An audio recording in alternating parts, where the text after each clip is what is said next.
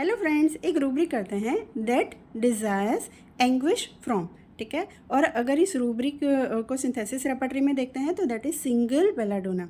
Okay, तो पहले rubric को देखते हैं कि व्हाट इट मीन्स। तो यहाँ पे फर्स्ट वर्ड है डेथ डिज़ायर्स। ओके, डेथ का मतलब क्या होता है? एंड, ख़त्म हो जाना। ओके, एंड डिज़ायर्स तो पेशेंट को ऐसा लगता है कि ये ख़त्म हो जाए।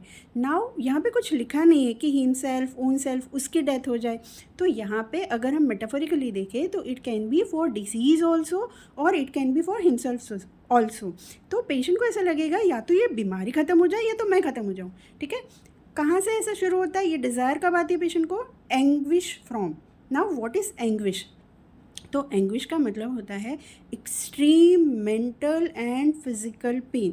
Okay, it is not only physical pain बहुत ज़्यादा हो रहा है या मेंटल सफरिंग बहुत ज़्यादा है, लेकिन जब दोनों इकट्ठा होते हैं, जब आप ऐसी कोई कंडीशन में आते हो जहाँ पे आपके लिए वो फिजिकली मेंटली बहुत ज़्यादा एक्सट्रीम पेनफुल होता है, दैट इज़ एंग्विश। ठीक है, तो एंग्विश फियर, एंग्जाइटी जैसा नहीं होगा, पेन जैसा, ग्रीफ जैसा नहीं होगा, बट दोनों चीज़ें जब साथ में आती है दैट इज़ एंग्विश। तो ऐसी कंडीशन एंग्विश जब भी आएगा, यहाँ कुछ स्पेसिफाई नहीं किया है, लाइक हमारे पास बहुत सारे रूब्रिक है, stool during, menses during, menorrhoea during.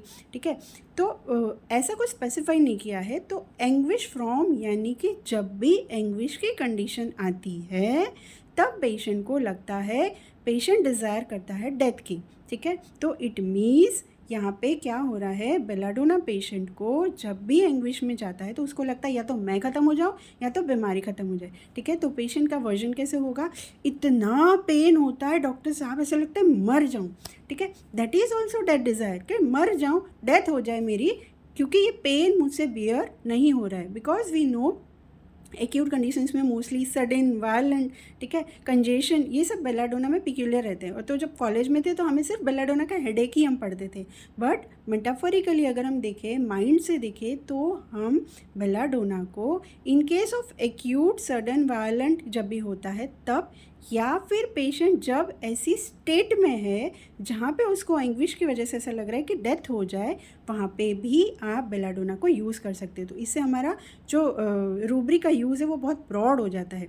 तो जहाँ भी ऐसी कंडीशन आती है कि पेशेंट बहुत ज़्यादा सफरिंग में और उसको लगता है ख़त्म हो जाए, या बीमारी ख़त्म हो जाए या मैं ख़त्म हो जाऊँ और मैं इसे बाहर निकल जाऊँ, बिकॉज बेला को हमेशा लाइट रहना है, कोई लोड नहीं चाहिए, उसको अरेस्टेड नहीं होना है। तो ये सारी चीज़ें जब आप रिलेट कर पाते हो वहाँ पे आप ये रूब्रिक यूज़ कर सकते हो। तो आई होप ये रूब्रिक का एक्सप्लेनेशन आपको समझ में आया होगा और आपको हेल्प करेगा। Thank you.